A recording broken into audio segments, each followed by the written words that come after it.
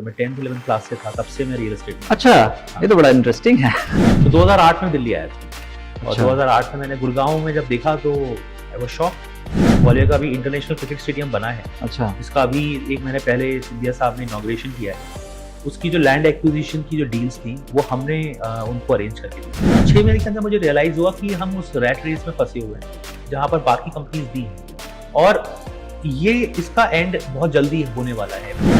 मैं फील्ड पर काम कर रहा हूँ, मैं मेहनत करता हूँ, दिन रात भागता हूँ और क्लोजिंग, बुकिंग, कमीशन सब कुछ मैं देखता हूँ। मुझे मिलता क्या है, जो कंट्रीब्यूशन है उसमें शायद 90% या 100% कंट्रीब्यूशन मेरी तरफ से, आई गेस 30, 40, 50% मिल जाता है और इस पूरे एफर्ट का जो मेजर बेनिफिट है वो चला जाता है कंपनी के पास। बोलना तो उल्टा चाहिए। एक एजेंट के लिए, खासकर वैसे एजेंट के लिए जिसने भी रियल एस्टेट शुरू ही नहीं किया, वो चाहता है रियल एस्टेट में आना एज एन एजेंट, उसके लिए रीमैक्स क्या कर सकता है? अगर टारगेट पूरा हो गया आपका तो उसके बाद जो भी कमीशन बनेगा उसका 10, 12, 15% कमीशन इंसेंटिव दे देंगे आपको। वो रिलीज कब होगा इस क्वेश्चन का आंसर किसी के पास नहीं। हर कोई मार्केट में स्टक है उस कमीशन के मैनेजमेंट को, कमीशन की ओनरशिप में। हम यहाँ बोलते हैं कि कमीशन आप अपने अकाउंट में लीजिए। आपको पहले अंडरस्टैंड करना पड़ेगा कि आपको एम्प्लॉय माइंडसेट से हटकर एंटरप्रेन्योर माइंडसेट पर आना पड़ेगा। अगर आप इस माइंडसेट को चेंज नहीं कर रहे हैं तो रीमैक्स आपके लिए नहीं है। आप एजेंट्स के थ्रू बिजनेस करोगे, ज्यादा पैसे कमाओगे और सबसे इंपॉर्टेंट आप उस वक्त भी काम करोगे जब आप सो रहे होगे या आप छुट्टियों पे हो। आज आप गोवा में काम करते हैं और आपको लगता है कि आपका बायर दुबई बैठा है या फिर आपका बायर अमेरिका में है या कनाडा में है या दुनिया में कहीं भी है, तो रीमैक्स इज द ओनली वे। आप रीमैक्स के थ्रू तो किसी भी कंट्री में जाकर मार्केटिंग कर सकते हैं। मान लो मैं रियल एस्टेट बिजनेस में जाना चाहता हूँ और मेरा ना एक इच्छा है कि मैं अपना नाम कमाऊं, है ना? लेकिन क्या है कि मैं अपना कोई ब्रांड नहीं बना रहा हूँ, मैं किसी बड़े ब्रांड के साथ अपने आप को जोड़ दे रहा हूँ तो एज ए मेरी इंडिविजुअल जो फेम है वो तो गायब हो जाएगी। नमस्कार, मैं Sanjay Kumar, real estate business coach, आपका स्वागत करता हूं रियलिटी टॉक्स में। और आज हमारे साथ हैं आदित्य अग्रवाल, जो कि सीईओ हैं रीमैक्स इंडिया के, और इन्होंने अपने जीवन के 2 दशक रियल एस्टेट इंडस्ट्री को दिया है। और हम जानेंगे कि कैसे इन्होंने अपना फर्श से लेकर अर्श तक का सफर इस दौरान पूरा किया है, plus as a CEO of Remax India क्या रियल एस्टेट में कंट्रीब्यूट कर रहे हैं। आदित्य जी, आपका स्वागत है इस शो में। नमस्कार। और कैसा फील कर रहे हैं आज? बहुत एक्साइटेड हूँ क्योंकि ये जो जर्नी है, ये रियल एस्टेट की जर्नी है, रीमैक्स की जर्नी है, फ्यूचर है, इसके बारे में बात करने में मुझे लगता है आज का सेशन बहुत काम का होगा, बहुत हेल्पफुल होगा उन लोगों के लिए जो रियल एस्टेट के बारे में सोचते हैं, प्लान करते हैं, काम कर रहे हैं। और मुझे लगता है आप और हम इस बारे में आज बहुत बात करेंगे। Definitely. So as a real estate business coach मेरा गोल भी यही होता है कि रियल एस्टेट एजेंट्स, ब्रोकर्स और डेवलपर्स को एजुकेट करूं so that they can grow in their business, है ना? और इस कड़ी में मुझे लगता है कि रीमैक्स पहले से काम कर रही है और बहुत अच्छा काम कर रही है, जिसके बारे में हम लोग आज डिटेल में बात करेंगे। सो पहले ना, इस टॉपिक से पहले मैं जानना चाहता हूँ आपके बारे में कि आदित्य अग्रवाल है कौन, है ना? और इस एज ए सीईओ, मतलब जैसा कि मुझे पता है कि आप रियल एस्टेट बिजनेस में थे और बहुत बेसिक से अपने काम शुरू किया, तो वहां से लेकर के ये सीईओ वाला जर्नी तक का थोड़ा सा मुझे बताइए। बहुत इंटरेस्टिंग जर्नी है, मतलब ऑल्दो बहुत ज़्यादा बड़ी जर्नी नहीं है, छोटी जर्नी है, लेकिन बहुत इंटरेस्टिंग है। मैं जब भी इस बारे में सोचता हूँ तो मुझे लगता है कि शायद डेस्टिनी बहुत बड़ा रोल प्ले करती है आपकी लाइफ में। मैं ग्वालियर से हूँ, छोटा शहर है मध्य प्रदेश का, वहाँ से ये जर्नी शुरू होती है रियल एस्टेट की। और मैंने ग्वालियर में बहुत काम किया है, छोटे छोटे प्रोजेक्ट्स पे काम किया है। अपने स्कूल टाइम से ही मैंने अपना काम चालू कर दिया था, जब मैं 10th 11th क्लास से था तब से मैं रियल एस्टेट में। अच्छा, ये तो बड़ा इंटरेस्टिंग है। हाँ, सो एक्चुअली मेरे फादर के सर्कल में बहुत सारे लोग हैं जो रियल एस्टेट में रहे हैं, और मेरे फादर तो गवर्नमेंट ऑफिशियल रहे हैं, लेकिन उनके सर्कल में लोग थे जो रियल एस्टेट करते थे, तो मुझे बड़ा इंटरेस्ट था। और मेरी फैमिली का जो बैकग्राउंड है वो भी रियल एस्टेट से ही है। मेरे ग्रैंडफादर और उनके फादर, जो पूरी जर्नी है वो पूरी रियल एस्टेट से कनेक्टेड है। तो वो लोग as a real estate broking में थे या इन्वेस्टमेंट में थे? Development and broking. अच्छा, छोटे शहरों में ब्रोकिंग और डेवलपमेंट दोनों ऑलमोस्ट साथ साथ चलता है। अच्छा। यूजुअली जो ब्रोकिंग करते हैं वो छोटा बड़ा डेवलपमेंट भी साथ करते हैं। सो वो एक जर्नी रही है उनकी। सो रियल एस्टेट में मैं 10th 11th क्लास से आ गया था। मैं कॉलेज भी मैंने अपना ग्वालियर से ही किया, इंजीनियरिंग की है। सो वहाँ पे भी मैंने थोड़ा बहुत रियल एस्टेट वहाँ पे भी किया। कई सारी कंपनीज के साथ काम करने का मौका मिला वहाँ पे, अनसल्स के साथ में और एसोटेक के साथ में। कुछ डेवलपर्स हैं जिन्होंने ग्वालियर के अंदर अपने प्रोजेक्ट्स लॉन्च किए, उनके साथ काम किया। और जब मुझे रियलाइज़ हुआ कि एक छोटे शहर में आप हैं, सो क्यों ना किसी बड़े शहर पे भी फोकस किया जाए। जब इस छोटे शहर में इतनी अपॉर्चुनिटीज़ हैं, तो बड़े शहर में तो मुझे लगता है बहुत कुछ होगा। तो 2008 में दिल्ली आया था, और अच्छा 2008 में मैंने गुड़गांव में जब देखा तो आई वाज शॉक्ड।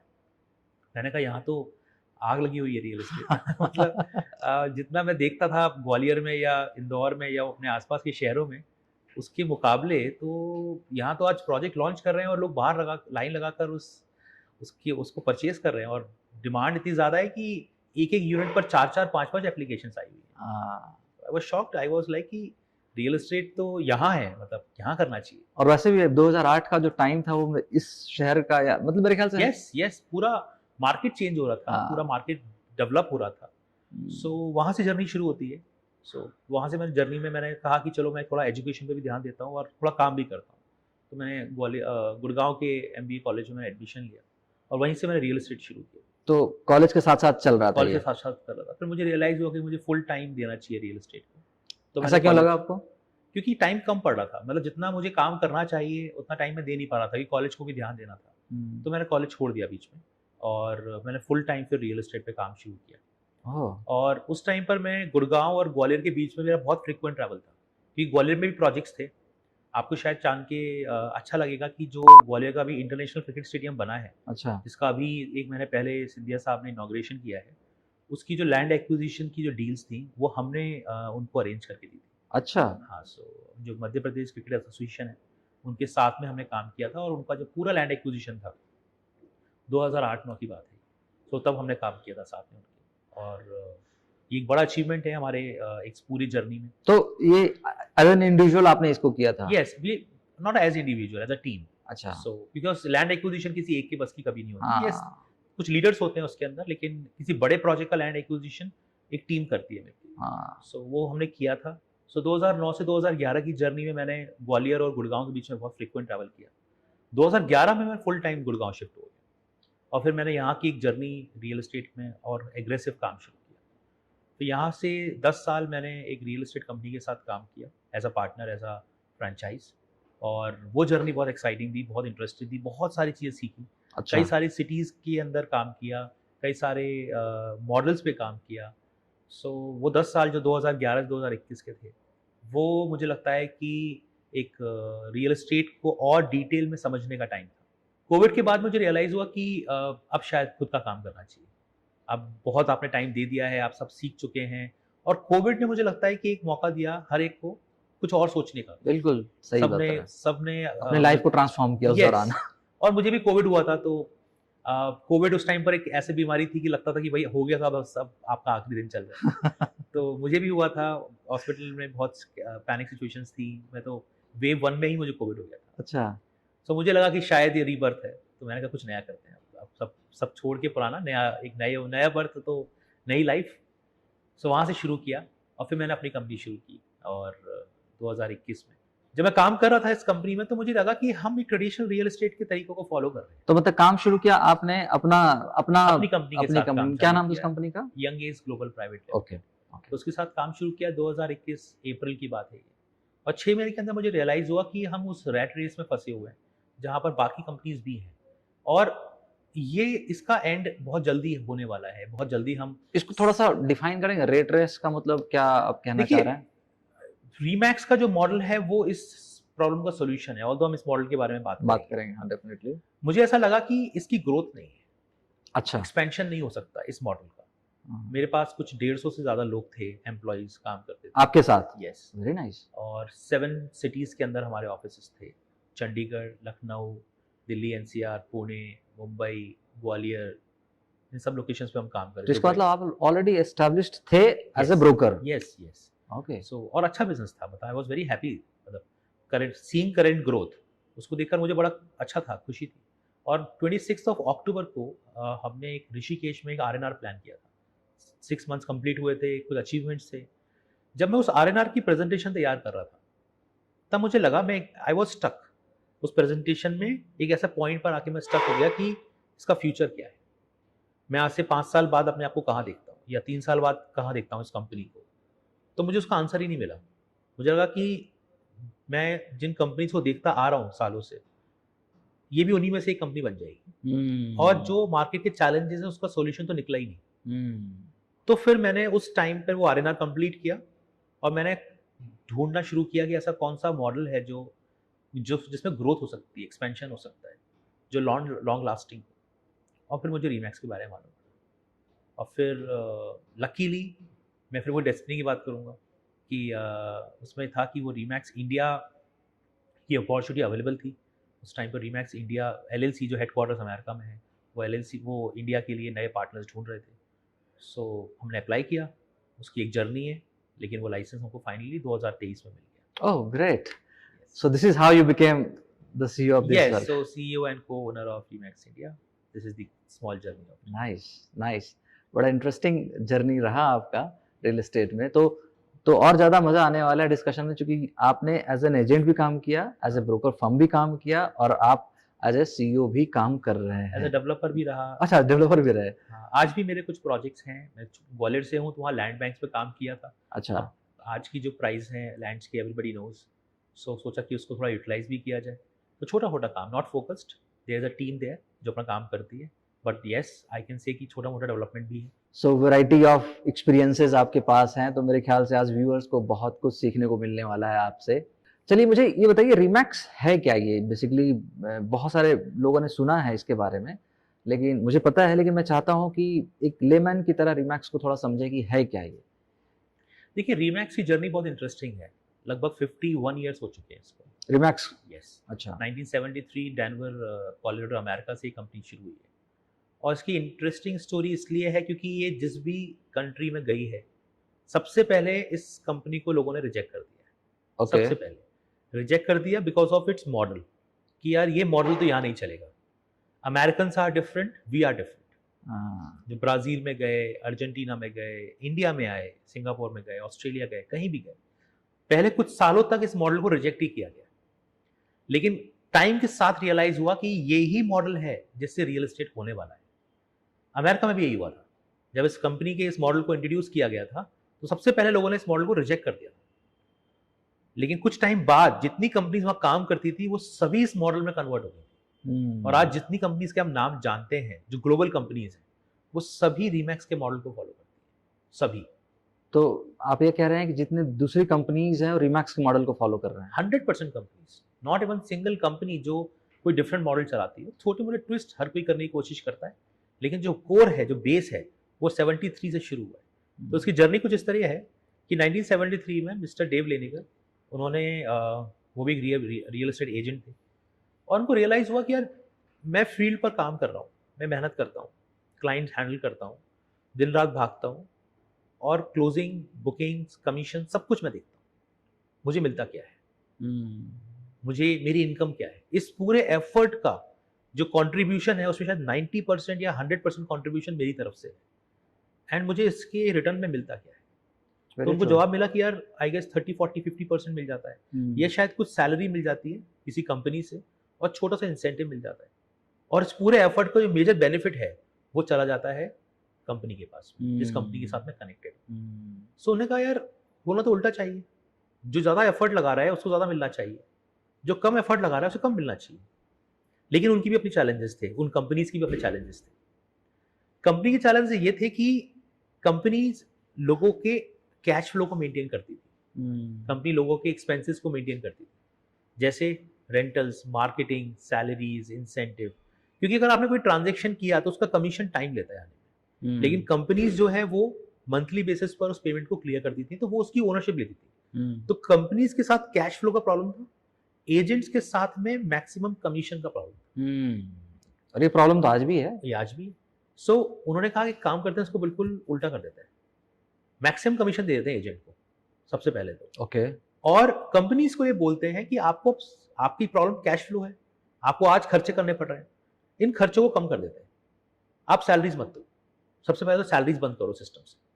उसके साथ साथ जो एजेंट आपके साथ काम करे उस एजेंट के नंबर्स पे आप काम करो, ज्यादा एजेंट्स को जोड़ो, मैक्सिमम कमीशन एजेंट को दे दो, आप नंबर्स पे काम करो, और जो सर्विसेज आपने बिल्ड की है उन सर्विसेज की एक फीस चार्ज करो एजेंट से। आप समझ लो मॉडल पूरा अपोजिट हो गया।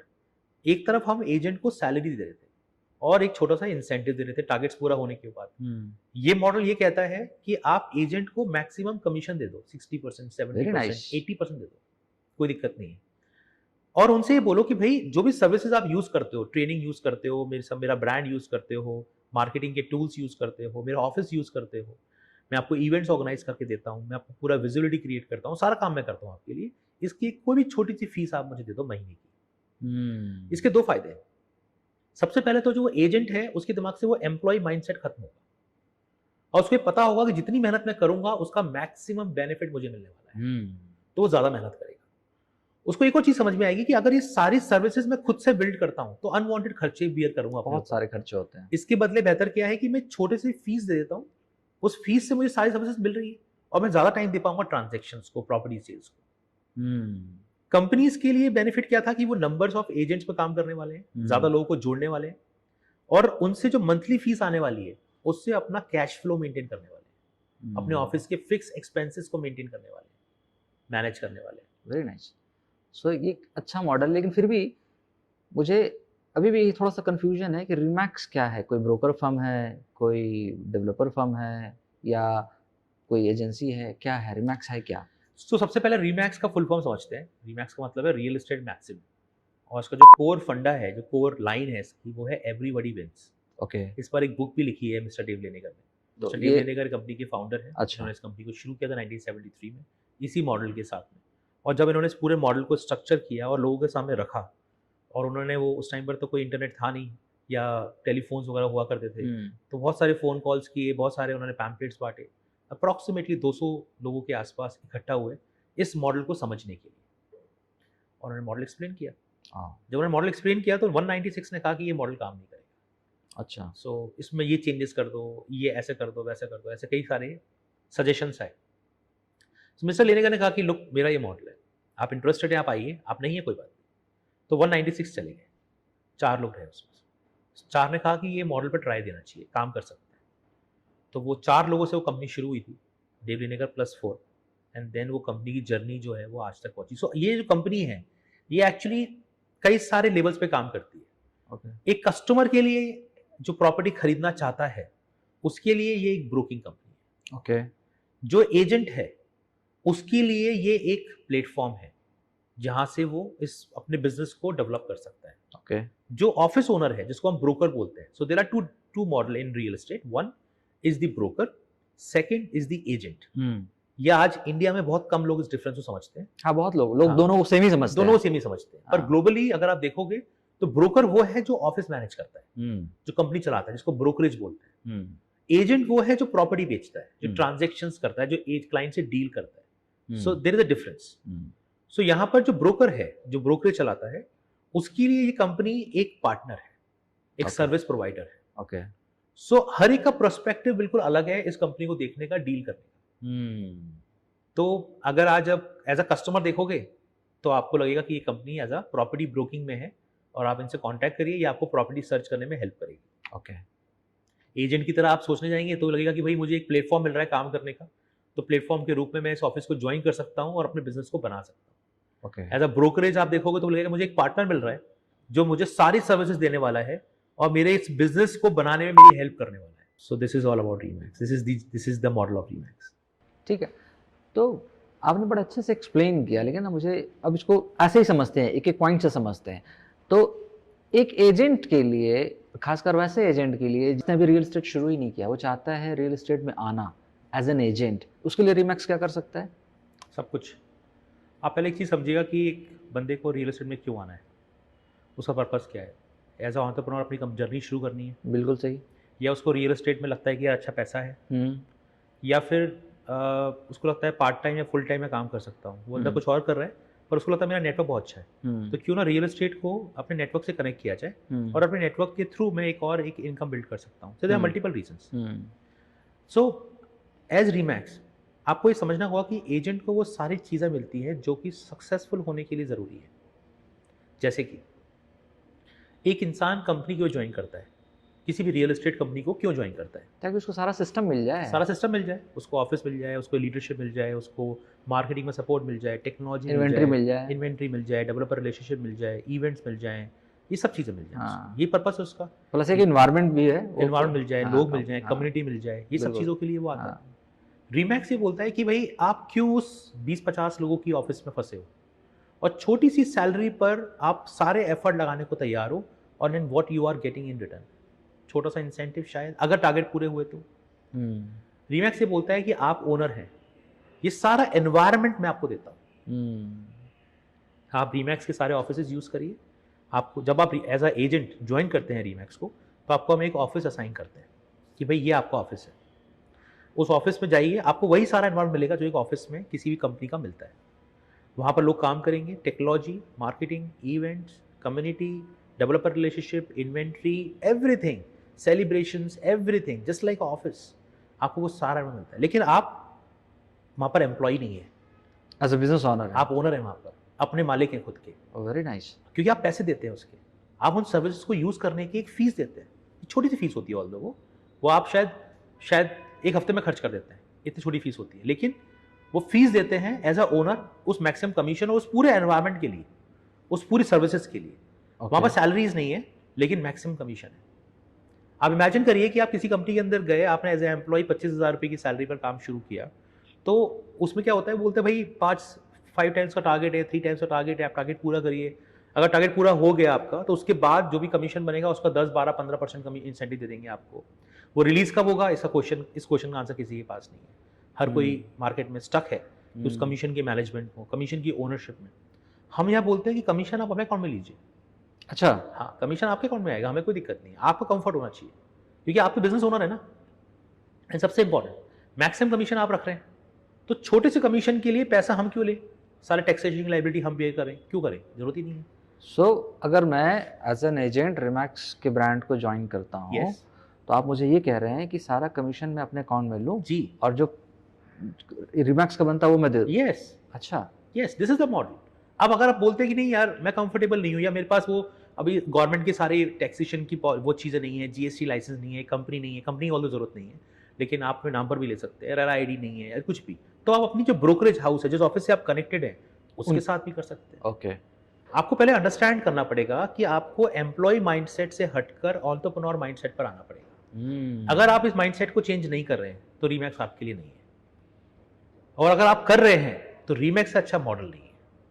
नाइस, ये तो बड़ा इंटरेस्टिंग है, क्योंकि मुझे याद है 2010 में जब मैंने एजेंट की तरह काम शुरू किया था, तो मुझे लगा किसके साथ काम करूं, है ना। तो मेरा एक फ्रेंड था, उसके साथ मैंने काम किया, लेकिन वहाँ पे चैलेंज ये आता था कि पेमेंट्स मिलती नहीं थी, प्लस विजन भी क्लियर नहीं था ना कि करना क्या है, नेक्स्ट डे का डे डिज़ाइन कैसे होगा। तो क्या इसमें भी रिमैक्स हेल्प करता है हम लोगों को? A to Z। आज एक बहुत ही इंपॉर्टेंट प्रोग्राम हम चलाते हैं जिसका नाम है SREE, श्री प्रोग्राम, ओके जिसका फुल फॉर्म है successful real estate entrepreneurship. Okay so SREE। इस प्रोग्राम के 7 वर्टिकल्स हैं, और उसमें हम आपको 100 डेज का एक प्रोग्राम देते हैं कि आपको 100 दिन में सक्सेसफुल होना है। और 100 दिन का जो प्रोग्राम है वो वीकली डिजाइंड है। इस हफ्ते आपका ये काम है, अगले हफ्ते आपका ये काम है, उसका रिव्यू है। जो आपका लीडर है, जो आपका ऑफिस का ओनर है, वो आपका रिव्यू करता है। सेंट्रल डिपार्टमेंट से वीकली रिव्यूज होते हैं, सेंट्रल डिपार्टमेंट आपसे डिस्कशन करते हैं, आपके चैलेंजेस सॉल्व करते हैं। So everything is connected, everything. So आप ही समझिएगा, मैं आपको फिर से एक ही चीज़ कहूँगा, एज अ एम्प्लॉय आप सोचिए कि आपको क्या क्या सर्विसेज मिलती है एज अ एम्प्लॉय। मैं ये बोल रहा हूँ कि सारी सर्विसेज आप मेरे से ले लो, और बेटर सर्विसेज ले लो आप मेरे से, और मैं आपको ओनर बनाता हूँ, मैं आपको एंटरप्रेन्योर बनाता हूँ, आपको वो एम्प्लॉय वाले कैलकुलेशन से हटाता हूँ। It's a nice deal yes, for any agent, of course, है ना। सो आपको ऑफिस में लेने की ज़रूरत नहीं है अपनी, आप ब्रोकरेज ऑफिस यूज़ कर सकते हैं रिमैक्स का, है ना। ठीक है, सो एक एजेंट के पर्सपेक्टिव से तो बहुत अच्छा था। अगर मैं ब्रोकर फर्म खोलना चाहता हूँ, उसमें रिमैक्स कैसे हेल्प करता है? सो एज रीमैक्स आपको उसका लाइसेंस लेना होता है, अगर आपको ब्रोकर फर्म ओपन करनी है तो, जिसको हम फ्रेंचाइज बोलते हैं। ओके, सो रीमैक्स की मैं अगर हेडक्वार्टर्स की बात करूँ या रीमैक्स इंडिया की बात करूँ, तो हम फ्रेंचाइज बिजनेस में हैं एज वी। जो ब्रोकर हाउस है वो ट्रांजैक्शन और एजेंट एनरोलमेंट बिजनेस में है, और जो एजेंट है वो प्रॉपर्टी सेल्स के बिजनेस में है। सो मॉडल बहुत क्लियर है, नीचे से ऊपर अगर हम बात करें, एजेंट का काम है प्रॉपर्टी बेचना, ब्रोकर ओनर्स का जो ब्रोकर ऑफिसेज है उनका काम है ज़्यादा से ज़्यादा एजेंट्स को अपने ऑफिस में एनरोल करना और उनको फैसिलिटेट करना, उनको सर्विसेज देना और उनको सक्सेसफुल करना। ओके हमारा काम है ज्यादा से ज्यादा ऑफिसेज ओपन करना और उनको सर्विसेज प्रोवाइड करना। ओके और जो अमेरिका हेडक्वार्टर्स है उनका काम है जो कंट्री लेवल के लाइसेंस है उनको सर्विसेज देना, क्योंकि ऑलरेडी 110 कंट्रीज में हम पहुंच गए हैं, तो और ज्यादा एक्सपेंशन अब बहुत एक्सपेक्टेड तो नहीं आप ये कह रहे हैं कि 110 कंट्रीज में रिमैक्स ऑलरेडी काम कर रही है। है? Yes, Oh, nice. ऑफिशियली 110, मतलब मैं आपको और बोलूं तो कुछ ऐसे एग्रीमेंट्स हैं जो अभी साइन होना जा रहे हैं या होने वाले हैं, वो लगभग 11 है, तो 121 कंट्रीज है वैसे तो। So half of the earth आपने कवर कर लिया ऑलमोस्ट। 70%, क्योंकि 196 कंट्रीज है हाँ। अगर हम कैलकुलेट करें। 196 में से लगभग 40 कंट्रीज ऐसी हैं जो बहुत छोटी है, जस्ट वो ठीक है कंट्री है लेकिन उनका कोई खास बिजनेस मॉडल या कुछ है नहीं, बचती है कुछ 150 के आसपास।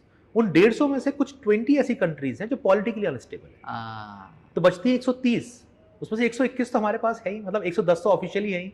तो अगर आप देखोगे तो ऑलमोस्ट हमने सब कवर कर लिया। कुछ कंट्रीज हमारे टारगेट पे हैं अभी जो प्रोबेबली अगले 2-3 साल में आ जाएंगे। सो ब्रोकर फर्म को फायदा ये होता है कि वो डायरेक्ट ट्रांजैक्शन में इन्वॉल्व नहीं होता है, हाँ, वो फैसिलिटेट करता है ट्रांजैक्शन को, और उसके साथ में एजेंट्स लोग जो होते हैं वो काम कर रहे होते हैं, और मैक्सिमम जो शेयर है वो एजेंट्स को जाता है। यस। तो मैं आपको ब्रोकर ऑफिस के बारे में थोड़ा सा और एक्सप्लेन करता हूँ, जो आपका क्वेश्चन था कि ब्रोकर ऑफिस कैसे हमारे साथ काम कर सकता है।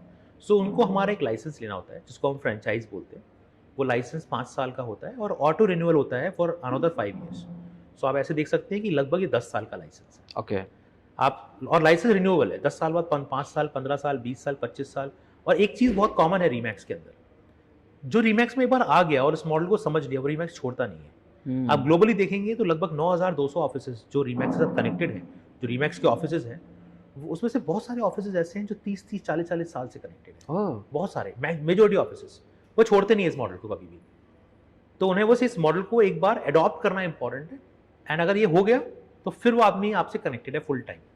तो जो ब्रोकर ओनर है वो हमसे लाइसेंस लेता है, वो हमसे फ्रेंचाइज लेता है, उसकी एक फीस होती है जो वो पे करता है फॉर 5 ईयर्स, फॉर 10 ईयर्स, जो फीस है उसकी। और उसके साथ साथ वो हमारा लाइसेंस लेके अपना ऑफिस ओपन करता है, एंड देन वो फिर एजेंट्स को रिक्रूट करने का उसका प्राइमरी काम है, और एजेंट्स प्रॉपर्टी सेल्स का काम करते हैं। तो हमने ब्रोकर ओनर्स को बहुत क्लियर बोला हुआ है कि आपको प्रॉपर्टी नहीं बेचनी है, आपको एजेंट्स को रिक्रूट करना है जो आपके लिए प्रॉपर्टी बेचेंगे। Just focus on numbers, maximum agents पे काम करिए, और एजेंट मैक्सिमम कमीशन पे काम करिए। रीमैक्स इंडिया मैक्सिमम ऑफिसेस पे काम करिए। सो जहाँ तक मेरी अंडरस्टैंडिंग है कि ब्रोकर फर्म को एक्चुअल में ऐसे ही काम करना चाहिए। यूएस और अदर कंट्रीज में ऑलरेडी ऐसा कर रहे हैं इंडिपेंडेंटली, नॉन रिमैक्स वाले भी ऐसे ही करते हैं, है ना? लेकिन मेरे ख्याल से इंडिया में ऐसा नहीं होता है। इंडिया में ब्रोकर भी चाहता है कि मैं ट्रांजैक्शन कर लूँ, हाँ, है ना, और वो चाहता है कि मैं एजेंट्स को सरपास कर दूँ, मतलब इस तरह के कुछ प्रैक्टिसेस चलते हैं। तो उसमें रिमैक्स कैसे कंट्रोल करता है इसको? पहली चीज़ तो ये कि रीमैक्स में नहीं होता ऐसा। इसका बहुत सिंपल रीज़न है, क्योंकि रीमैक्स के मॉडल में आप एज अ ब्रोकर ओनर, आपकी रिस्पॉन्सिबिलिटी एजेंट को सक्सेसफुल करने की है। आप पहले एक चीज़ समझिएगा कि अगर ब्रोकर ओनर प्रॉपर्टी बेचने लगा तो वो खुद एक कंपटीशन बन गया अपने एजेंट का। यही हो रहा है। यही हो रहा है। मेजर चैलेंजेस क्या है इंडस्ट्री में आज, कि आप अपने एम्प्लॉय के ही कॉम्पिटिटर हो। हाँ, आपने जिनको सैलरी पर रखा है, अगर हाँ। एक ट्रेडिशनल मॉडल की मैं बात कर लूँ, तो आप खुद भी प्रॉपर्टी बेच रहे हो, वो भी प्रॉपर्टी बेच रहा है, तो आप जब प्रॉपर्टी बेचने पे आ जाते हो तो आप खुद compete कर रहे हो अपने ही एम्प्लॉय से, which is not the right way. Just focus on his success and the numbers, जितने लोग आप जोड़ सकते हैं, and they will work for the company and they will work for themself. तो आपको पहले कंपटीशन नहीं बनना। अगर आप कंपटीशन बनेंगे, कई बार एक माइंडसेट होता है कि यार जब तक मैं अपनी परफॉर्मेंस प्रूफ नहीं करूंगा तब तक मेरे एम्प्लॉयज या मेरे एजेंट्स मेरी रिस्पेक्ट नहीं करेंगे। मैं बिल्कुल एग्री करता हूं, पर इसका ये मतलब नहीं है कि आप कंपटीशन बन जाओ। आप उनके ट्रांजैक्शंस में उनकी हेल्प करो। आपके इस टेबल पे बैठने से अगर उनकी डील क्लोज होती है तो वो आपकी रिस्पेक्ट करेगा। आप खुद प्रॉपर्टी बेचने चले जाओगे तो वो रिस्पेक्ट नहीं करेगा, वो कंपटीशन करेगा आपसे। हाँ, लेकिन ना ये पैसे का लालच तो ह्यूमन बिहेवियर है, इसको कैसे कंट्रोल करते हैं आप लोग? मतलब तो पैसे का लालच तो होना चाहिए, अगर नहीं होगा तो ये बिजनेस ही बंद हो जाएंगे सारे। तो पैसे का लालच अच्छा है, लेकिन इसका स्ट्रक्चर्ड तरीका इंपॉर्टेंट है। आप एजेंट्स के थ्रू बिजनेस करोगे, ज़्यादा पैसे कमाओगे, और सबसे इंपॉर्टेंट आप उस वक्त भी काम करोगे जब आप सो रहे होगे या आप छुट्टियों पे होगे, क्योंकि आपके ऑफिस में कोई ना कोई एजेंट आपके लिए काम कर रहा है। सबसे इंपॉर्टेंट है बिजनेस ओनर का कि आपका जो बिजनेस है वो 24 घंटे चलना चाहिए। अगर आप ट्रांजिशन कर रहे हो तो आपका बिजनेस 8 घंटे चलता है, लेकिन अगर आप एजेंट्स पे काम कर रहे हो तो आपका बिजनेस 24 घंटे 24 घंटे काम चल रहा है, वेरी ट्रू, लिवरेज हो जाता है ना आप, Exactly. डेफिनेटली। नाइस, बहुत अच्छा ब्रोकर फर्म के लिए रहा। अच्छा, अब मुझे बताइए एक डेवलपर के लिए रीमैक्स क्या करता है? देखिए, डेवलपर का पर्पस प्रॉपर्टी बेचना है, हम्म, ठीक है। तो रीमैक्स का जो नेटवर्क है वो इतना बड़ा है कि प्रॉपर्टी बेचना इज समथिंग जो हमारा कोर बिजनेस है, जिसको एजेंट को करना ही करना है। डेवलपर के साथ में हम अगर हम देखें तो एक तो जैसे और मार्केट में ब्रोकर्स हैं, वैसे ही रीमैक्स के ब्रोकर्स हैं। डेवलपर को एक कंफर्ट मिलता है कि जितने रीमैक्स के ऑफिसेज हैं वो उनके साथ डील कर सकता है। वो बाउंड नहीं है कि मैं इसके साथ काम करूं कि उसके साथ काम करूं। वो रीमैक्स इंडिया के साथ में भी सेंट्रल एग्रीमेंट साइन कर सकता है और कंप्लीट नेटवर्क जो रीमैक्स का है वो उनको मिलता है, and then they can connect with the respective offices and agents. और जो जो लोग इंटरेस्टेड है आप उनके साथ काम कराइए। It's open network. हम ये नहीं बोलते कि आप काम करेंगे और आप काम नहीं करेंगे। हम तो ये बोलते हैं कि ये डेवलपर हमारे साथ अलाइंड है। अब जो भी ब्रोकर ओनर्स या जो भी हमारे एजेंट्स काम करना चाहते हैं वो डायरेक्टली उनके साथ काम करें। एंड सबसे इंपॉर्टेंट, हम डेवलपर को एक कंफर्ट देते हैं कि आप कमीशन जो है वो डायरेक्ट उसको पे करिए जिसने ट्रांजैक्शन किया है।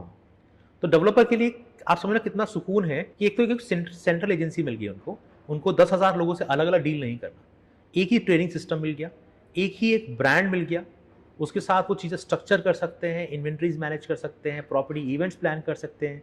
तो आज आप देखते हैं कि डेवलपर के ऑफिस में कई सारे चैनल मैनेजमेंट टीम होती है जिनको चैनल मैनेज करना होता है, ब्रोकर्स को जोड़ना होता है, एजेंट्स को जोड़ना होता है। मैं ये कहता हूं कि ये एक पैरेलल चैनल मैनेजमेंट टीम है जो आपके साथ जुड़ गई है, और अब आपको जितने ब्रोकर्स के साथ काम करना है आप करिए। अगर आपके प्रोडक्ट में जिसको इंटरेस्ट है वो आपके साथ काम करें, क्योंकि ऑलरेडी आपका वेल एस्टैब्लिश्ड नेटवर्क है। एग्जैक्टली। तो उनको एक साथ नेटवर्क और पीपल सारा कुछ मिल जाता है। और not just India, global network. Oh, आप अगर आज आप गोवा में काम करते हैं और आपको लगता है कि आपका बायर दुबई बैठा है या फिर आपका बायर अमेरिका में है या कनाडा में है या दुनिया में कहीं भी है, तो रीमैक्स इज द ओनली वे। आप रीमैक्स के थ्रू तो किसी भी कंट्री में जाकर मार्केटिंग कर सकते हैं। ओह, तो रीमैक्स दुबई इसको बेच सकता है इंडिया Yes, को, रीमैक्स anywhere, कनाडा इसको बेच सकता है। 110 कंट्रीज, ओह, नाइस। 1,44,000 एजेंट बेच सकते हैं। तो इसका मतलब वो एजेंट, ब्रोकर और डेवलपर सबको एक साथ इन 110 कंट्रीज का एक्सेस मिल जाता है। यस, एक साथ, तो इसमें कोई बैरियर नहीं है, कोई बैरियर कुछ नहीं, नहीं ओपन है। नेटवर्क है। अच्छा, मतलब कोई भी बंदा किसी से किसी इस प्लेटफॉर्म पे आया तो वो सारा नेटवर्क को एक्सेस कर सकता है। पूरा बुक ओपन हो गया इसके लिए। अब वो आप जिसको जैसे एग्जांपल देता हूँ मैं आपको, पुणे के एक एजेंट ने अभी रिसेंटली एक स्पेन के प्रॉपर्टी का ट्रांजेक्शन किया। अच्छा, वो हम लोग भी मतलब हमने अब सुना तो हमको लगा चलो यार इसने यूज किया इसको। This is one of the example, अभी रिसेंट है, क्योंकि हम ये चीज अभी लोगों को एजुकेट कर रहे हैं। तो उस बंदे को मतलब उस एजेंट को स्पेन जाने की जरूरत नहीं पड़ी? ना, वो यहीं पर ही है। और वो लेडी है, थोड़ा सा बताएं कैसे डिटेल में कैसे होगा। वो एक लेडी है, हाँ। सबसे इम्पोर्टेंट। हाँ, उन्होंने, उनके पास एक क्लाइंट था जिनको स्पेन में एक प्रॉपर्टी बाय करनी थी। ठीक है। उनके पास रास्ता क्या था, वो ऑलरेडी ट्रैवल करते हैं, उनकी बिजनेसेस हैं यूरोप में, यहाँ वहाँ, और वो उनसे कनेक्टेड थे। तो उन्होंने बोला मैं आपकी हेल्प कर देती हूँ। सो उन्होंने बोला यार अब तो पुणे में हो, आप कैसे हेल्प करोगे? सो उन्होंने बोला डोंट वरी, आपको मैं प्रॉपर्टी के ऑप्शन देते हैं और आप उसमें से पसंद कर लीजिए। उन्होंने रीमैक्स स्पेन में जिस सिटी के अंदर उनको ट्रांजेक्शन करना था वहाँ के रीमैक्स के ऑफिस से उन्हें कॉन्टैक्ट किया। सब कुछ ऑनलाइन अवेलेबल है, एक एक ऑफिस, एक एक एजेंट की डिटेल हमारी वेबसाइट पर अवेलेबल है, एक एक ऑफिस की। नाइस। और डिटेल वर्जन, उस एजेंट के फोटोग्राफ, उसका ईमेल आईडी, कॉन्टैक्ट नंबर, उसकी एक्सपर्टाइज, उसकी एक्सपीरियंस, उसकी लैंग्वेज, एवरीथिंग। तो आपने सीधे उसको कॉन्टैक्ट किया, उन्होंने बताया कि जी मेरे पास एक क्लाइंट है, he is interested in your city, उनका ये बजट है, उनकी ये प्रेफरेंस है। उन्होंने उस पर ऑप्शंस निकाल के दिए, वो ऑप्शंस उन्होंने दिए। सो क्लाइंट ने बोला कि हाँ मुझे इन 2-3 ऑप्शंस में से एक ही ऑप्शन फाइनलाइज करना है। उन्होंने उसको फाइनलाइज किया, ट्रांजेक्शन हो गया, एक शेयरिंग थी, दोनों के बीच में शेयरिंग हो गई। सो शेयरिंग कैसे हुई? स्पेन वाला जो स्पेन वाला एजेंट और और इंडिया के एजेंट ने हाँ। जो कमीशन आया हाँ। उसको शेयर कर तो दिया। ये पहले से डिसाइडेड होता है कितना? पहले से डिसाइडेड होता है, अच्छा, A to Z। आप समझना, एक रीमैक्स जो है ना वो लिस्टेड कंपनी है जो न्यूयॉर्क स्टॉक मार्केट में लिस्टेड है। ओके। तो अगर आप एक लिस्टेड कंपनी के साथ डील करोगे तो पेपर वर्क या लीगैलिटीज को लेकर कॉम्प्रोमाइज नहीं कर सकते। तो एक एक चीज अगर हम कुछ भी करने जा रहे हैं उसके लिए एक प्री डिफाइंड एग्रीमेंट है।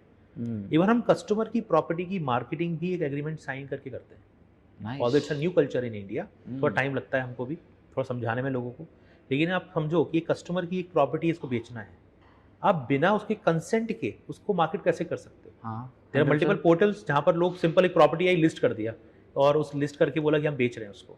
कल की तारीख में कस्टमर के साथ कुछ भी अगर कमिटमेंट का ऊपर नीचे हुआ जो हम सुनते हैं, वो क्यों होता है? क्योंकि एक कोई रिटर्न कमिटमेंट ही नहीं है कि किन टर्म्स में बेचना है उसको, क्या आपकी कमीशन अंडरस्टैंडिंग होगी। So, अगला क्वेश्चन मेरा इसी पे है कि जैसे आपने बताया एजेंट, ब्रोकर एंड डेवलपर एक बायर के लिए या इन्वेस्टर के लिए रीमैक्स क्या करती है? आप ऐसा समझिएगा कि इस पूरे इंडस्ट्री को अगर रेगुलराइज होना है या प्रोफेशनलिज्म की तरफ जाना है तो लीगैलिटीज और पेपर वर्क से कॉम्प्रोमाइज नहीं होना चाहिए। हाँ, 100% नहीं होना चाहिए। हम इसको अवॉइड करते हैं, हर कोई करता है, कस्टमर भी करता है। कस्टमर लगता है कि यार पता नहीं ट्रांजेक्शन्स में फंस ना जाऊं, मेरी प्रॉपर्टी पे एक कब्जा ना कर ले, कहीं मैंने कोई एग्रीमेंट साइन कर दिया तो कल ये क्लेम ना करे, कुछ भी, जस्ट माइंडसेट है। हम ये बोलते हैं कि आप एक एक ट्रांजेक्शन की जो अंडरस्टैंडिंग आपने एक टेबल पर बैठकर डिस्कस करी उसको कागज़ पे लिख के साइन करो कि भाई 2 महीने तक आप इसकी मार्केटिंग कर सकते हैं। इस प्रॉपर्टी की मार्केटिंग के ये रूल्स रहेंगे कि आप ये फोटोग्राफ यूज़ करिए, ये फोटोग्राफ यूज़ करिए, इसका मुझे इतना पेमेंट इतना इतना टाइम में चाहिए, ट्रांजेक्शन इतने टाइम में क्लोज हो जाना चाहिए, ग्रेस पीरियड ये है, एक्सेट्रा। जो भी आपने डिस्कशन किया है उसको आप एग्रीमेंट में लिखकर साइन करिए। तो कस्टमर के दिमाग से आप सोचिएगा कि अगर वो सोचे कि एक प्रोफेशनल तरीके से रियल एस्टेट करना है, मुझे नहीं लगता कि इंडिया में कोई दूसरी कंपनी है जो इस एटीट्यूड को सीरियसली मार्केट में लेके जाती है। सो इसका मतलब ये हुआ कि अगर होम बायर को या इन्वेस्टर्स को पैसा लगाना हो तो रीमैक्स के एजेंट्स के साथ अगर वो कनेक्ट करते हैं तो आप कह रहे हैं ये सारी चीज़ें, सब चीज़, सारे ड्यू डिलिजेंस, पेपर वर्क, सारा कुछ ऑलरेडी उसको मिल जाता है। चलिए, ये तो बहुत अच्छा है। और जब ये सिस्टम इतना अच्छा है तो मेरा अगला क्वेश्चन थोड़ा सा इस डायरेक्शन में है कि रीमैक्स इंडिया तो मुझे लगता है, मुझे भी सुनते सुनते 6-7 साल से भी ज़्यादा हो ही गए होंगे, तो एक जनरल एक्सेप्टेबिलिटी जो होती है मार्केट में अभी तक है क्यों नहीं इसके बारे में? बहुत इंटरेस्टिंग है ये। ऑल्दो इसके बारे में हम बहुत लंबा डिस्कशन कर सकते हैं, बट मैं आपको छोटी सी समरी दूंगा इसकी। हाँ। 2009 में रीमैक्स इंडिया में आया था। 2009 में, हाँ शायद, ठीक है। और एशिया की पहली कंट्री थी इंडिया जहाँ पर रीमैक्स इंडिया में आया था। उससे पहले सिंगापुर में था, ऑल्दो क्योंकि Singapore usually western culture follow करता है, लेकिन अदर देन सिंगापुर एशिया के अंदर रीमैक्स नहीं था। एशियन मार्केट थोड़े से डिफरेंट तरीके के एटीट्यूड को फॉलो करते हैं as comparable to western market. तो आप जब रीमैक्स इंडिया में आया तो रीमैक्स ने, या रीमैक्स के जो उस वक्त के जो ऑपरेटर थे, उन्होंने एज इट इज़ मॉडल को इंट्रोड्यूस कर दिया इंडिया में।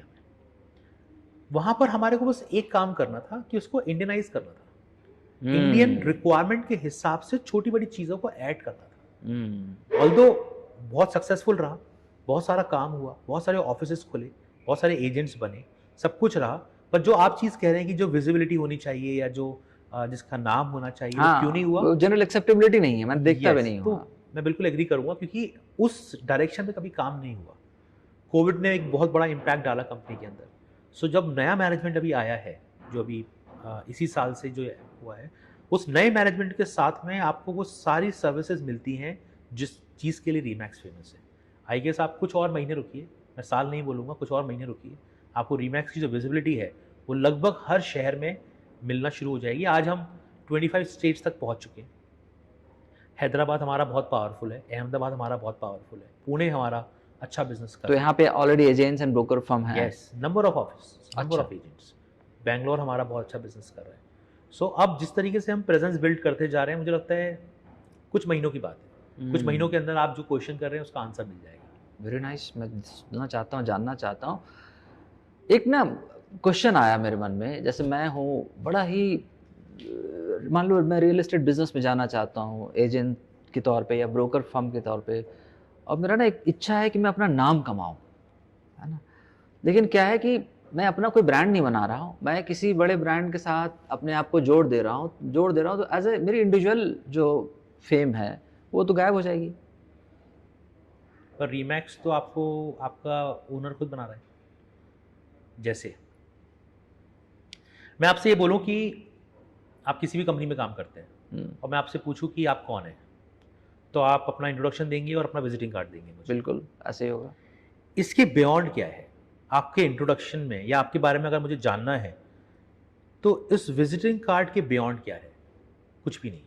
मैं उस विजिटिंग कार्ड पे ट्रस्ट करूंगा 100%, और मैं आपसे जो भी बातचीत करनी है, जो भी डिस्कशन करने है वो करूंगा। रीमैक्स आपको ब्रांड बनाता है कैसे?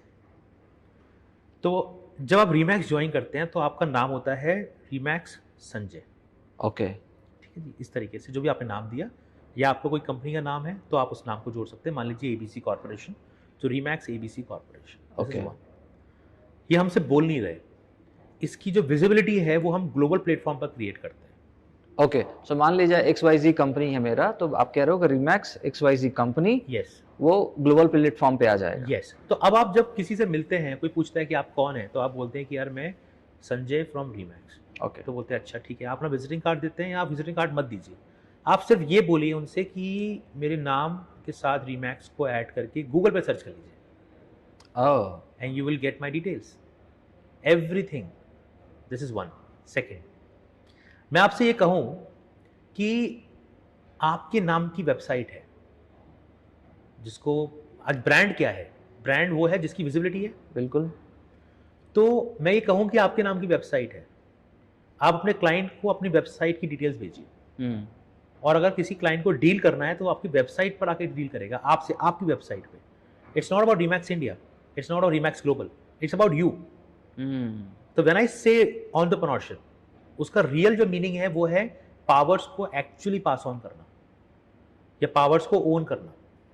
तो आपकी अपनी वेबसाइट होगी जैसे sanjay.remax.in, वहां पर आप ही की डिटेल्स होंगी सारी। एक और interesting fact, remax.in listing platform भी है, वहां पर लोग अपनी प्रॉपर्टीज को लिस्ट करते हैं, डील करते हैं, करोड़ों डील्स होती हैं साल भर में।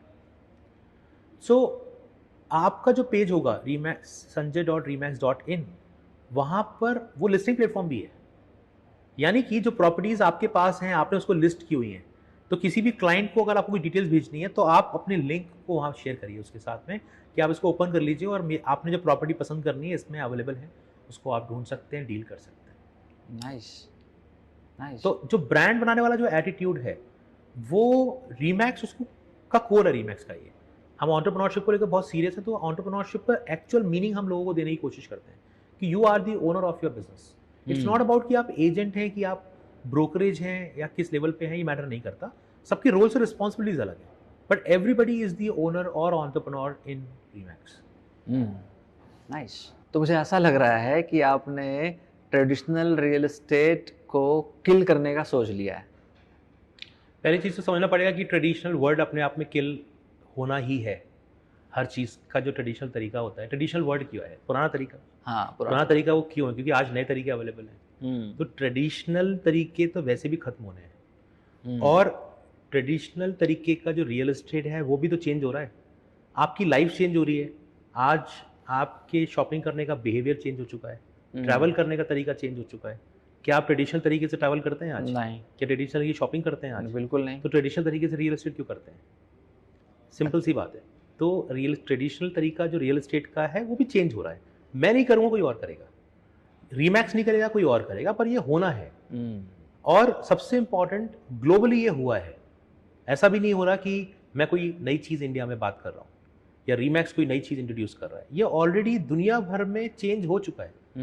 अब वक्त आया है एशियन कंट्रीज़ का, क्योंकि डेवलपमेंट के साथ कनेक्टेड है, और डेवलपमेंट जो अब एशियन कंट्रीज़ का होना है, जो अगला फ्यूचर है इस दुनिया का, वो ग्लोबल साउथ है। तो उसकी अगर आप बात करोगे तो उसमें मेजर रोल जो प्ले करना है वो इंडिया को करना है और कुछ डेवलपिंग इकोनॉमीज को करना है, जो मेजरली एशिया में प्रेजेंट है। तो जब आप करोगे तो वो चेंज होगा। ग्लोबल से मुझे याद आया कि एज ए CEO ऑफ रीमैक्स आप यकीनन दूसरे कंट्रीज़ में जाते होंगे, है ना, विजिट करते होंगे, या दूसरे ब्रोकर्स या एजेंट के साथ बात करते होंगे। तो आपको क्या बेसिक डिफरेंस लगता है दूसरे कंट्रीज़ के एजेंट्स एंड ब्रोकर्स के और इंडियन एजेंट्स एंड ब्रोकर्स में? बहुत इंटरेस्टिंग क्वेश्चन है ये, कई बार इस बारे में मैंने बात की है। मैं आपसे बस एक छोटी सी चीज़ पूछूंगा कि आप हैंडशेक कैसे करते हैं? हैंडशेक कैसे करते हैं? ऐसे करते हैं? ऐसे करते हैं? आप अमेरिका गए, आपने अमेरिकन से हैंडशेक किया, वो उससे हैंडशेक कैसे करते हैं? मेरे ख्याल से ऐसे ही करेंगे। ऐसे ही करेंगे। हाँ, ब्राज़ील गए आप, वहाँ पे आपने हैंडशेक किया, तो वहाँ पे हैंडशेक कैसे करेंगे? मेरे ख्याल से यही तरीका है। यही तरीका है। हाँ। तो इंसान के जो तरीके हैं वो तो सेम ही है दुनिया भर में, कोई फ़र्क नहीं है। इट्स जस्ट कि लैंग्वेज का फ़र्क हो सकता है कि हम बात कैसे करते हैं। नेगोशिएशन सबको करनी है। एक बायर अपनी मन पसंदीदा प्रॉपर्टी सस्ती प्राइस में खरीदना चाहता है 100%। एक ब्रोकर या एक एजेंट ज़्यादा से ज़्यादा प्रॉपर्टीज बेचना चाहता है मैक्सिमम कमीशन कमाने के साथ साथ। एक ब्रोकरेज ज़्यादा से ज़्यादा लोगों को अपने ऑफिस में जोड़कर ज़्यादा से बड़ा बिजनेस बिल्ड करना चाहता है। एक ब्रांड अपनी विजिबिलिटी क्रिएट करना चाहता है। उससे जुड़ा हुआ जो एटीट्यूड है वो सबका सेम है, कोई फ़र्क नहीं है। और हमें लगता है कि शायद इंडिया में ये रियल एस्टेट रेगुलराइज नहीं है या रूल्स नहीं है, रेरा भी आया है बहुत सारे इरेगुलरिटीज़ हैं, दुनिया में भी यही है। ओके। आप जाइए अमेरिका और कनाडा या यूरोप की कुछ कंट्रीज छोड़ दें जो कुछ सालों से पहले से रेगुलराइज हुई हैं, ऑल्दो वहाँ पे भी इश्यूज होते हैं, लेकिन चलो मेजर पार्ट हो गया। लेकिन बाकी जो कंट्रीज हैं वहाँ पर कोई रूल नहीं है, कोई रेरा नहीं है। आज तो रेरा हमारे इंडिया में आ चुका है, बाकी जगह तो रेरा भी नहीं है। जैसे ब्राज़ील चले जाइए, कोई रूल नहीं है। ओके। साउथ अमेरिका में मेजरली कहीं रूल नहीं है। अफ्रीका पूरा खाली पड़ा हुआ है, कोई रूल नहीं है। आप एशियन कंट्रीज चले जाइए, वहाँ पे कोई रूल्स नहीं है। दुबई थोड़ा रूल फॉलो करता है क्योंकि वहाँ पे बहुत ग्लोबल रियल एस्टेट है इसलिए, वरना तो आप चले जाइए कहीं पर भी। कुछ कंट्रीज ने इंट्रोड्यूस भी किया है लेकिन उसको इम्प्लीमेंट नहीं कर पा रहे हैं। तो तरीके सबके सेम है। रीमैक्स एक अपॉर्चुनिटी ये देता है कि उन तरीकों को प्रोफेशनल तरीके से किया जाए, एंड प्रोफेशनलिज्म में कमिटमेंट की ओनरशिप लेना इंपॉर्टेंट है। आज आप कस्टमर प्रोस्पेक्टिव सोचिए, एजेंट सबके प्रोस्पेक्टिव अपने अपने। एजेंट कस्टमर सोचते हैं कि जो मुझे प्रॉमिस किया है मुझे वो मिल जाए, पर जब तक वो लिखे हुए पेपर्स पे नहीं है तब तक उसकी ओनरशिप लेना मुश्किल है। आपने ये कहा था, नहीं मैंने ये नहीं कहा था, अरे आपने कहा था 1 महीने में काम हो जाएगा, अरे मैंने कहा था मैं कोशिश करूँगा 1 महीने में काम हो जाएगा, वगैरह वगैरह। लेकिन अगर आप उसको पेपर पे लिखेंगे तो उसकी ओनरशिप आ जाएगी सबके पास। सो बेसिकली अकाउंटेबिलिटी कह सकते हैं। 100% है ना। अच्छा, ये इंपॉर्टेंट है। एजेंट किस चीज़ें के लिए सेंसिटिव? एजेंट बोलता है यार कि मैं रियल एस्टेट में काम करता हूँ, मुझे मेरे कमीशन टाइम पे नहीं मिलते, मेरे पेमेंट्स टाइम पर नहीं आती, मुझे सही तरीके का सपोर्ट नहीं मिलता। अगर आप उसको ऑन पेपर एक एग्रीमेंट के थ्रू आप चले जाएंगे, उस सामने वाले को भी ऑनर करना पड़ेगा, आपको भी ऑनर करना पड़ेगा। प्रोफेशनल तरीका तो यही होता है। आज हम बोलते हैं कि हमारा जो इंश्योरेंस सिस्टम है वो प्रोफेशनल हो चुका है, कुछ सालों पहले तक नहीं था, बिल्कुल सही पर हो चुका है। क्यों हुआ है? क्योंकि पेपर वर्क आ गया सामने, और वो लीगल पेपर वर्क है, उसकी ओनरशिप है, उसकी अकाउंटेबिलिटी है, एवरीबडी हैव टू फॉलो। तो आज आप जो इरेगुलरिटीज हम सोचते थे, सुनते थे आज से कुछ सालों पहले तक इंश्योरेंस इंडस्ट्री में, वो आज बिल्कुल भी नहीं है। पहले क्या होता था, बोलते कुछ और थे, इंश्योरेंस कुछ और दे दिया। यस, पर आज वो नहीं है क्योंकि पेपर वर्क सामने है ना। तो प्रोफेशनलिज्म, रियल एस्टेट में ऐसा होता था, दिखा कुछ और रहे हैं, हाँ, प्रॉपर्टी कोई और दे दिया। तो प्रोफेशनलिज्म तभी आ सकती है जब एक लीगल फ्रेमवर्क सिस्टम में आए और लीगल फ्रेमवर्क को इम्प्लीमेंट करने का इंटेंट आए। क्योंकि कई कंपनीज में जानता हूँ या सुनता हूँ कि लीगल पेपर वर्क हम फॉलो करते हैं, पर उसका इंटेंट क्या है, साइन करा के रखना या एक्चुअली इम्प्लीमेंट करना। In Remax we strictly follow all the paper works and agreements and all this professional way of doing real estate. और आने वाला टाइम जो है बहुत जल्द, क्योंकि अब जिस टाइम पे हम पहुंच चुके हैं, चीज़ें बहुत तेज़ी से स्प्रेड होती हैं। पहले वाला टाइम अलग था कि चीज़ें पहुंचने में टाइम लगता था, आज तो आप विदिन मिनट्स आप चीज़ों को पहुंचा सकते हैं। स्पीड से हम जा रहे हैं, कुछ ही महीने या सालों की बात है। तो मैं इसका ऐसे लेता हूँ कि मान लिया जाए कि मुझे एजेंट ही बनना है, तो थोड़ा प्रोसेस की बात करते हैं। तो मुझे करना क्या होगा? क्या आपको मतलब कहाँ जाना होगा, किससे बात करनी होगी? आपको सिर्फ रीमैक्स, ऑनलाइन रीमैक्स में जाकर रीमैक्स.in पे जाके, वेबसाइट है आपकी? वेबसाइट है, लिस्टिंग प्लेटफॉर्म है, वेबसाइट है, वहाँ पे आप जाइए, कॉन्टैक्ट अस पे जाके या ज्वाइन एज अ एजेंट जाइए, क्लिक कर दीजिए, somebody will contact you from your team. Simple. बाकी गूगल पे सर्च कर लीजिए, आपको मिल जाएगा। आप there are multiple ways, if you are interested you will find out. तो मैं अगर जॉब भी कर रहा हूँ कहीं पे और मुझे लगता है मेरे पास 2 दिन है, सैटरडे संडे, मैं उसको रियल एस्टेट में कुछ करना चाहता हूँ, तो भी मैं कर सकता हूँ इसको? बिल्कुल कर सकते हैं, लेकिन उसमें डिसिप्लिन चाहिए। ओके। मेरे से बहुत सारे लोग बात करते हैं इस पर कि मैं पार्ट टाइम करना चाहता हूँ, मैं एक बहुत अच्छे नेटवर्क का पार्ट हूँ, उसको मैं यूटिलाइज़ करना चाहता हूँ। मैंने कहा बहुत अच्छा है, लेकिन अगर आप उसको डिसिप्लिन तरीके से करेंगे तो ही सक्सेस मिलेगी। डिसिप्लिन तरीका मैं बहुत ओपनली बोलता हूँ। आप डिसाइड करिए कि मैं हफ्ते के 2 दिन दूंगा, रोज़ के 2 घंटे दूंगा, दैट्स इट। मैं 2 घंटे ज़्यादा नहीं दूंगा, कोई प्रॉब्लम नहीं है, पर वो 2 घंटे रोज़ चाहिए। फिर आज आपने किसी क्लाइंट से बात करी और 3 दिन तक फॉलो अप ही नहीं लिया, तो कहाँ से क्लोजर आ जाएगा? तो रियल एस्टेट का तो एटीट्यूड चेंज नहीं होने वाला, आप पार्ट टाइम करो या फुल टाइम करो, तो आप अगर डिसिप्लिन है तो रिजल्ट आ जाएगा। हाँ, ऑफ कोर्स, एक नया बिजनेस कर रहे हैं, it's just like having a new baby. उसको तो टाइम तो चाहिए, तो चाहिए। यस, और वो डिसिप्लिन तरीके से चाहिए कि मैंने पूरे महीने यार मैंने बहुत काम किया, जिसमें से आपने अगर डिसिप्लिन फॉलो नहीं किया तो वो रिजल्ट ओरिएंटेड नहीं है। नाइस। तो अच्छा, एक चीज़ बताइए, एजेंट की ही बात करता हूँ मैं, अगर कोई बंदा ज्वाइन करता है तो उसकी सक्सेस कितने दिनों में आ जाता है? क्या 1 महीने लगते हैं, 3 महीने लगते हैं, 1 साल तक लगता है? क्या टेन्योर होता है कि एक रियल एस्टेट एजेंट को सक्सेसफुल बनने में, इस सिस्टम में, आपके सिस्टम में? देखिए, हमारा 100 डेज का टारगेट रहता है। ओके। कि हमको 100 डेज के अंदर सक्सेसफुल करना है अपने एजेंट को, this is our core target. और हमारे जो प्रोसेस हैं, अगर कोई इसको फॉलो करता है, so there are very less chance कि वो सक्सेस ना मिले। तो आप 100 डेज को टारगेट लेके चलिए, तो आप मान के चलिएगा कि पहली सक्सेस अगर पूरा डिसिप्लिन तरीके से बंदा फॉलो करता है तो 100 डेज में सक्सेस मिलना चाहिए। सो सक्सेस मीन्स वो सेल कर ले पाएगा। Yes, या जो भी फर्स्ट ट्रांजैक्शन वो कर ले, चाहे लीज का हो या सेल्स का, जो भी है, जिस पे भी फोकस करते हैं। ओके। और अगर ब्रोकर फर्म है तो कितने टाइम में उसकी प्रॉफिटेबिलिटी आने जाने, क्योंकि ब्रोकर फर्म में I am sure license fees होगा, इंफ्रास्ट्रक्चर फीस होगा, इन्वेस्टमेंट है, तो कितना टाइम में उसकी प्रॉफिटेबिलिटी आ जाती है नॉर्मली? 8 मंथ से लेके 12 मंथ्स के बीच का ROI हमारा। ओके। जो इसमें क्योंकि एजेंट, एक मैं ब्रोकर फर्म की बात करूं तो ब्रोकर फर्म के रेवेन्यू सोर्सेज मल्टीपल है। हाँ, सिर्फ एक रेवेन्यू सोर्स नहीं है। जैसे जब उसने ऑफिस शुरू कर दिया, फ्रेंचाइज फीस पे कर दी और उसने काम चालू किया अपना, सबसे पहला रेवेन्यू सोर्स है उसका एजेंट रिक्रूटमेंट। ओके, एजेंट जो ज्वाइन करेंगे वो उनको मंथली फीस पे करेंगे। ऑलराइट।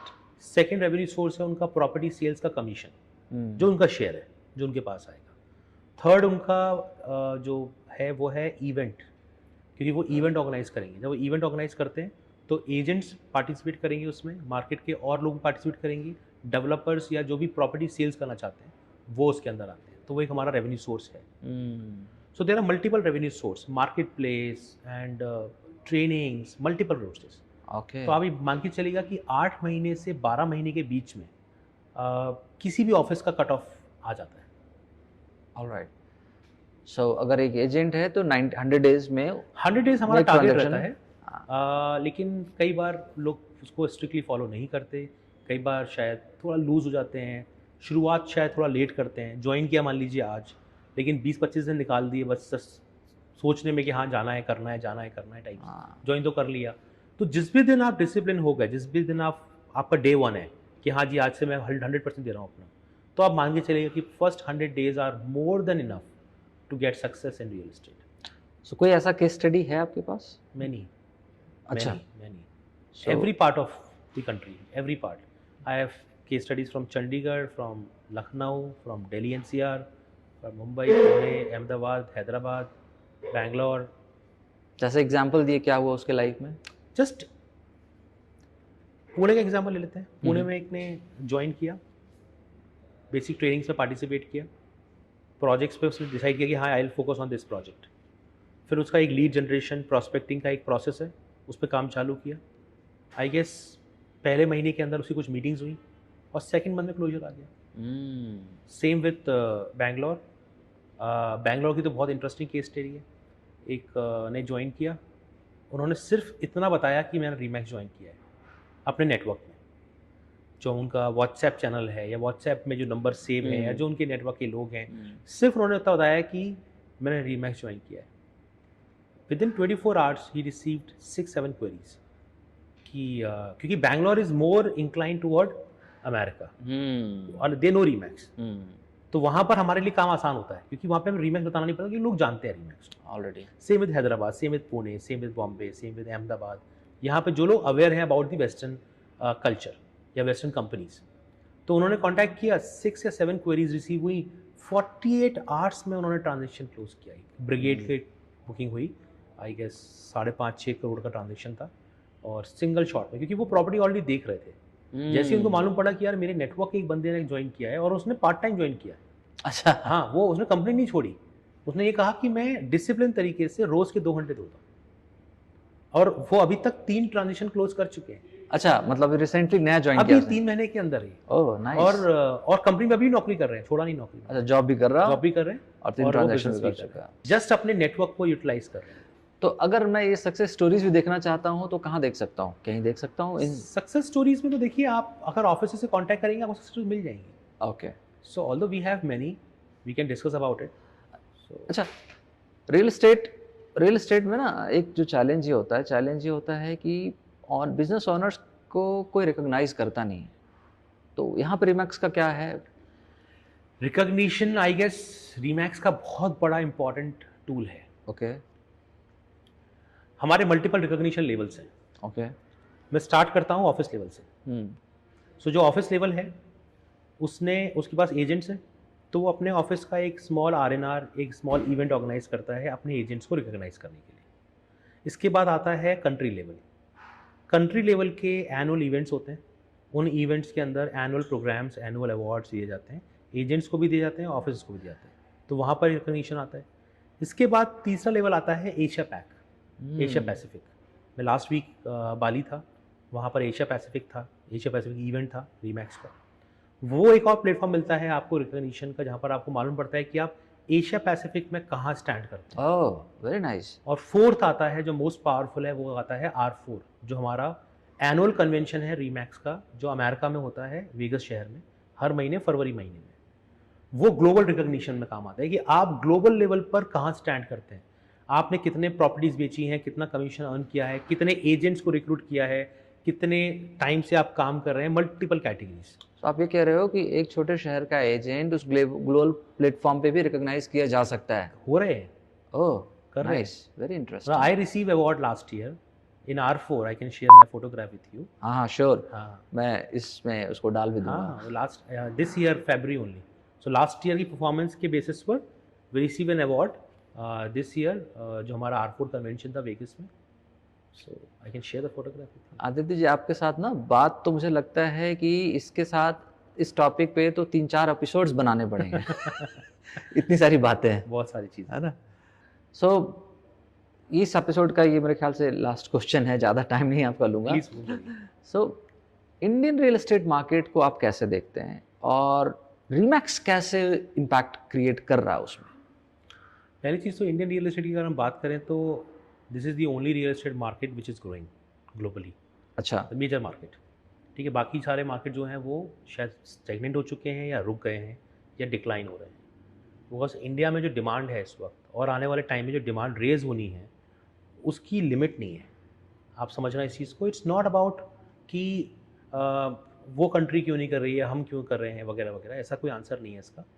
हमारी जो ग्रोथ है वो लिखी हुई है, जिस स्पीड से हम जा रहे हैं overall, not just real estate, everything. Real estate एक मेजर इंडस्ट्री है किसी भी कंट्री की ग्रोथ का, किसी भी कंट्री का। आप समझिएगा कि अगर आज मान लीजिए FMCG में ग्रोथ होती है, so they need more retail stores, ultimately real estate. IT industry में ग्रोथ होती है तो they need more offices, ultimately real estate. आप हॉस्पिटैलिटी में बात कर लीजिए, किसी भी इंडस्ट्री में बात कर लीजिए, ultimately they need real estate, ultimately. So कुछ भी होगा उसका इम्पैक्ट डायरेक्टली रियल एस्टेट पे मिलने वाला है। एंड रियल एस्टेट और इंडियन इंडस्ट्री, इंडियन ग्रोथ जो है वो आप सब जानते हैं इंडिया की ग्रोथ स्टोरी को। सो अगले 15 से 20 साल तो मुझे नज़र नहीं आते कहीं से भी कि कोई इशू है, और जिस स्पीड से हम जा रहे हैं वो बढ़ना ही है, कम नहीं होना। क्योंकि जिस तरीके से ग्लोबली आज इंडिया को लोग देखते हैं, उनको ये नज़र आता है कि अगर आज हम ग्लोबल कंपनी हैं तो हमारा ऑफिस इंडिया में होना चाहिए। ये कॉमन परसेप्शन है लोगों में, बाहर बिल्कुल है है ना, कि भाई अगर आप इंडिया में काम नहीं कर रहे मतलब आप ग्लोबल कंपनी हो ही नहीं। आप समझो ना इस चीज़ को, हर 5वां इंसान इस धरती पर इंडियन है, 5th individual, every 5th individual. तो डिमांड तो इंसानों से ही आएगी, और जहाँ डिमांड है अगर आप वहाँ पे बिजनेस ही नहीं कर रहे तो आप ग्लोबल कंपनी कैसे हुए? Very true. तो ये एक कॉमन परसेप्शन है। सो रियल एस्टेट को लेकर या इंडियन ग्रोथ स्टोरी को लेकर I am very positive. And numbers सामने हैं, गूगल भी कर सकते हैं आप, कि हम $1 ट्रिलियन इंडस्ट्री बनने जा रहे हैं, रियल एस्टेट मार्केट होने जा रहा है। हम 4th लार्जेस्ट इकोनॉमी है, 3rd बन जाएंगे, 2nd पे पहुंच जाएंगे या 3rd पे पहुंचेंगे अगले 20 सालों में, 15 सालों में। ये सारे नंबर्स तो आपको मिल जाएंगे online. So very very excited for Indian growth story. Remax की मैं बात करूँ तो रीमैक्स डेफिनेटली एक मेजर रोल प्ले करेगा इस स्टोरी में, क्योंकि हम ज़्यादा से ज़्यादा एंटरप्रेन्योर्स की तरफ जा रहे हैं। आपको अंडरस्टैंड करना होगा कि एम्प्लॉय माइंडसेट से रियल एस्टेट नहीं चल सकता। एम्प्लॉय बेस्ड रियल एस्टेट है ही नहीं, और अगर वो है भी तो वो टेम्परेरी है। किसी ने ज्वाइन किया किसी कंपनी को फॉर फ्यू मंथ्स और ईयर्स, और उसके बाद उसको अपनी कंपनी खोलनी ही है। राइट इंफ्रास्ट्रक्चर अगर उसको मिल गया तो वो कंपनी बहुत जल्दी खुल जाएगी। एंड रीमैक्स एग्जैक्टली अपने आप को वही पोजीशन करता है कि we are there to provide you services जो रियल एस्टेट में चाहिए, और आप अपनी कंपनी शुरू करिए, आप अपना बिजनेस शुरू करिए, आप एज अ एंटरप्रेन्योर काम करिए। देयर इज़ नो नीड कि आप किसी कंपनी में आके जॉब करेंगे। सो जितने ज़्यादा एंटरप्रेन्योर्स होंगे इंडिया में किसी भी इंडस्ट्री में, उतनी ज़्यादा ग्रोथ होगी। So we are in making like more and more entrepreneurs, more and more owners of real estate, कि आप काम करिए, अपने लिए काम करिए, और इस ग्रोथ स्टोरी का पार्ट बनिए। Nice. So I'm sure this will revolutionize the way people do business in real estate. So बहुत अच्छा लगा, बहुत ही मज़ेदार डिस्कशन रहा, एंड आई एम श्योर लोगों को बहुत फ़ायदा मिलेगा इस डिस्कशन से, है ना। and I'll definitely invite you in some other episodes as well with detailed information दूसरे सब्जेक्ट्स में. लेकिन इस एपिसोड में जो मैं समराइज करता हूँ कि इन्वेस्टर्स के लिए, होम बायर्स के लिए भी एक अच्छा ट्रस्टवर्दी प्लेटफॉर्म है जहाँ से वो प्रॉपर्टी की ट्रांजैक्शन कर सकते हैं. अगर कोई एजेंट शुरू करना चाहता है और अपना करियर को फास्ट ट्रैक पर रख करके तुरंत प्रॉपर्टी से ट्रांजैक्शन करके पैसा कमाना चाहता है तो उसके लिए भी रीमैक्स एक अच्छा प्लेटफॉर्म दे रहा है. अगर आप बिजनेस ओनर हैं और आप चाहते हैं कि लोग आपके लिए काम करें, सिस्टम आपके लिए काम करे, तो ब्रोकर फर्म आपके लिए बहुत अच्छा प्लेटफॉर्म देता है रीमैक्स. अगर आप डेवलपर हैं और आप ये चाह रहे हैं कि आपको मल्टीपल वेंडर से, मल्टीपल चैनल से ना कनेक्ट करके एक ऐसा पॉइंट जहां से आपका मल्टीपल सोर्स से आपकी प्रॉपर्टी बिक सकती है, तो उसके लिए रीमैक्स कंप्लीट पैकेज है. Everybody wins. हर कोई इसमें जीत रहा है. Yes. So that is the crux of this episode. So Aditya ji, आप आए और हमारी डिस्कशन बहुत पहले से चल रही थी, लेकिन समहाउ आज आपने टाइम दिया, मुझे मजा आया, and I would like to invite you once again. Always there. Thank you very much. तो आई एम श्योर आपको काफी मजा आया होगा. तो मिलता हूं आपसे एक नए एपिसोड में एक नए गेस्ट के साथ. तब तक के लिए धन्यवाद.